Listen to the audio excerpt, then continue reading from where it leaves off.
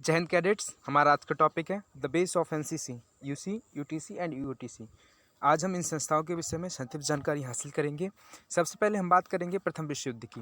प्रथम विश्व युद्ध में, जो कि 1914 से 1918 तक चला, दो प्रमुख गुट मित्र राष्ट्र और ध्रुवीय राष्ट्र परस्पर भिड़े।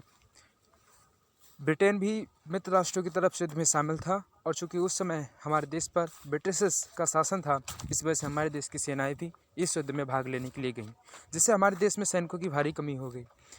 इस बात को ध्यान में रखते हुए अंग्रेजों ने यूनिवर्सिटी कोर की स्थापना 1917 में कलकत्ता विश्वविद्यालय में की। उसका प्रमुख उद्देश्य यह था कि वह यूनिवर्सिटी के जो विद्यार्थी थे उन्हें सैन्य शिक्षा दे करके सीधे सेना में भर्ती करना चाहते थे। इससे सैनिकों के प्रशिक्षण में व्यय होने वाले धन तथा समय दोनों की बचत की जा सकती थी। यूनिवर्सिटी कोर में कुछ संशोधन करके 1920 में यूनिवर्सिटी ट्रेनिंग कोर की स्थापना की गई। द्वितीय विश्व युद्ध, जो कि 1939 से प्रारंभ हुआ, में यूनिवर्सिटी ट्रेनिंग कोर अपना महत्वपूर्ण योगदान न दे सकी। इस वजह से इसका नाम यूनिवर्सिटी ऑफिसर ट्रेनिंग कोर करके 1942 में एक नए ट्रेनिंग कोर की स्थापना की गई।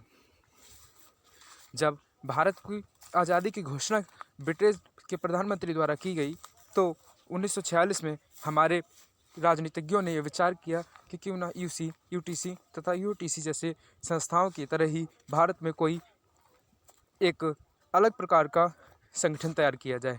इसलिए उन्होंने राष्ट्रीय कैडेट कोर समिति अर्थात एनसीसी कमेटी की स्थापना 1946 में की, जिसके अध्यक्ष पंडित हृदयनाथ कुंजरू थे, और इन्हीं की सिफारिशों के आधार पर 1948 में एनसीसी की स्थापना की गई।